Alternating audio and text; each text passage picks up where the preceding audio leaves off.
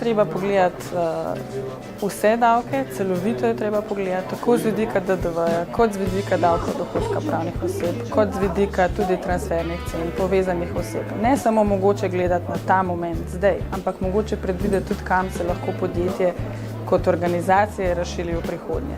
Predvidevati treba, planirati treba iz vseh vidikov, tudi manjših. Zelo pomembno pravno vprašanje je načina in oblike prisotnosti na tem trgu ali neposredno prodaja preko podružnice, predstavništva ali z hčerinskim podjetjem. Potem zelo pomembno so davčno pravna vprašanja, ki so ključna za odločitev ali in na kakšen način vstopiti na lokalni trg.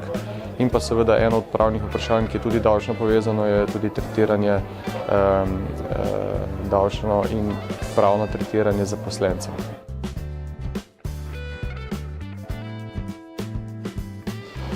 Ja, en del je zagotovo prost pretok blaga in delovne sile. Ta dva področja sta že zgodovinsko prežeta z veliko in pogostimi poskusi omejevanja tega prostega pretoka iz takšnih in drugačnih razlogov na posameznih lokalnih trgih. Tu je največja razlika, potem pa mogoče pri uporabi mednarodne konvencije o mednarodni prodaji blaga, ki je čudovita konvencija, pa jo potem stranke same izključijo zaradi tega, ker ena ekonomsko močnejše pritiska na drugo. Kupec je le kralj na koncu, on ima denar, on izbira, kaj želi.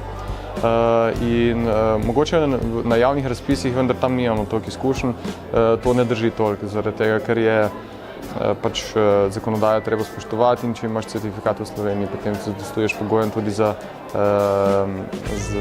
nastop na tujem trgu. Zasebni sektor pa ni na to vezan, se pač lahko enostavno odloči, da se s tabo ne pogovarja.